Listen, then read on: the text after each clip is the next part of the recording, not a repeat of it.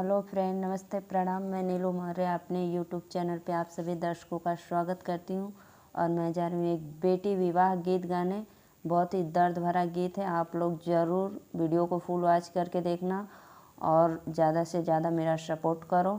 आप सभी से मेरा यही निवेदन है।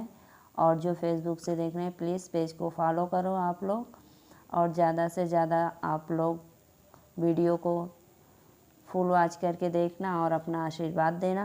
राधे राधे, राम राम, जय माता जी। दुआरे पे बैठी पापा मने मने सोचे, दुआरे पे बैठी पापा मने मने सोचे, अरे कैसे करी बेटी के बियाह रे लालनमा, अरे कैसे करी बेटी के विवाह रे लालनमा।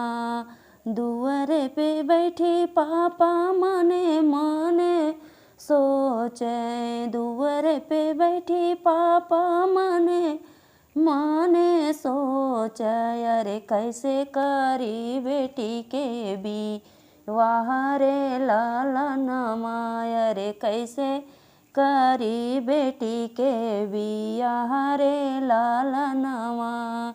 जेकर ही घरमा जाई मांगे, जेकर ही घरमा जाई बेटी के बियाह खातिर, जेकर ही घरमा जाई बेटी के बियाह खातिर, अरे करेला दहेजवा के बात रे लालनमा, अरे करेला दहेजवा का बात रे लालनमा।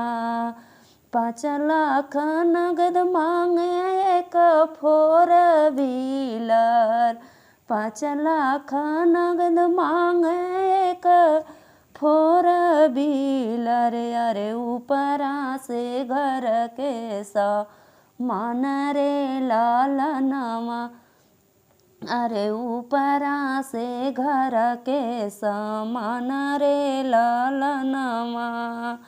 इहे मन करत खाई ले इत जरवा, इहे मन करे खाई ले इत जहरवा, अरे तेज दे इत अपन प्राण रे लालनवा, अरे तेज दे इत अपन प्राण रे लालनवा।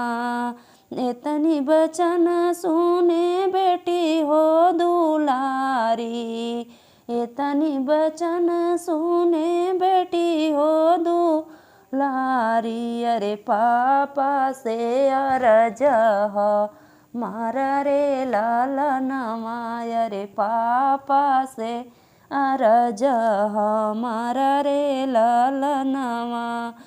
काहे के खैबा पापा तुम जहरवा, काहे के खैबा पापा तुम जहरवा, अरे नाही हम करब बियाह रे लालनवा, अरे नाही हम करब बियाह रे लालनवा।